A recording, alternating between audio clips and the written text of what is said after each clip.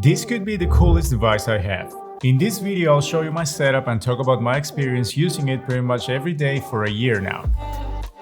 I don't usually buy new tech as soon as it's out, but when I saw this iPad, I knew I needed to have one in my life. Why? Well, I remember taking so many things with me every time I left my home before. My backpack was heavy. I always wanted something I could use for everything on the go. This mighty device packs everything I need. I can take notes, read my books, and work. And the best part, it's pocketable. I don't even need a backpack anymore.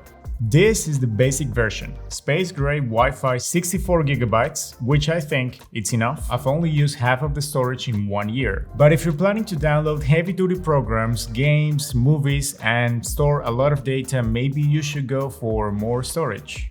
Alright, let me show you my setup. I try to keep it clean and minimal.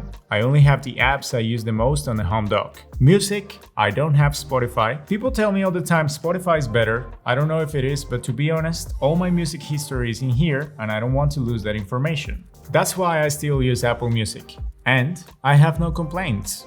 Next to music, Kindle.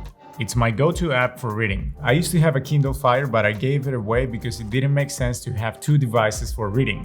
I can change the screen's temperature with the iPad, something I couldn't do with the Kindle. Blue light problem, gone. Also, I can take notes while I read with a pencil within the same app.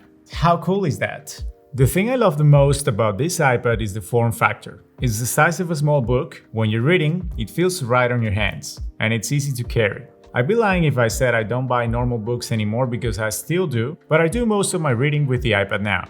Notion is my project management app. I use it every day, so it's here, ready to rock. And Wiz is the app that controls the lighting of my home. Pretty cool too.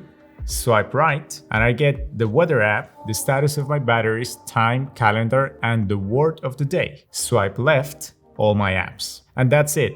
Pretty simple. You can customize the look of your apps with photos and the app shortcuts. I'm not going to explain how to do it because I made a detailed video about it, but I will leave a link in the description in case you want to see how I did it. Let's talk about accessories. I have the black Smart Folio, pretty basic, but it's all I need for protection. It works with magnets, easy to detach if I don't want it. It wakes the iPad when open and puts it to sleep when closed. I believe they all do that. You can fold it to make a stand for reading, FaceTime, or whatever you do.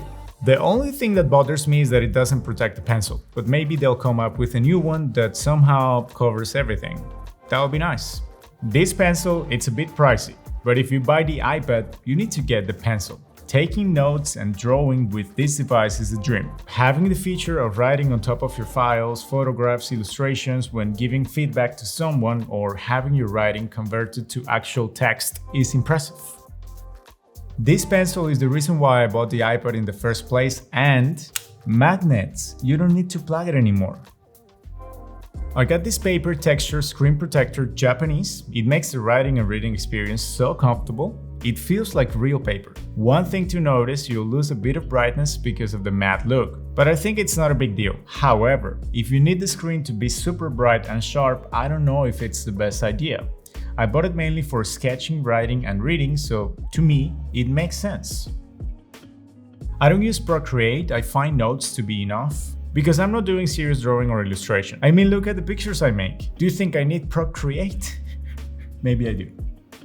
This iPad unfortunately does not have a headphone jack. It's not a big deal for me because my earphones are Bluetooth, but that's something to consider. I can say though, the sound that comes out of these earphones is really nice. For the size, man. And they're portable. You can take them anywhere. They work great with any Apple device. Ready to connect. I guess that's why I have Apple products. They synchronize well with each other. But as with everything in life, there is a drawback. Battery life. I don't know if it's because I use it so much, but I have to charge it daily, like my cell phone. Now, for the size of it, I think it's a fair deal. It'll give you around 7 hours of hardcore use, non-stop. Why do you need more, man? The more you get, the more you want. True. I don't have a point of reference to another iPad, but my laptop has way more juice. That's my only complaint. Other than that, this little device has everything I need in an iPad. Hey Robert, plug me. Unplug me. Plug me. Faster. What the is happening here? That's it for this one. I hope you enjoyed the video. If you did, go ahead and watch more. I'll leave some recommendations here for you to choose, and my stupid face for you to subscribe if you haven't already. I'll catch you in the next one. See ya.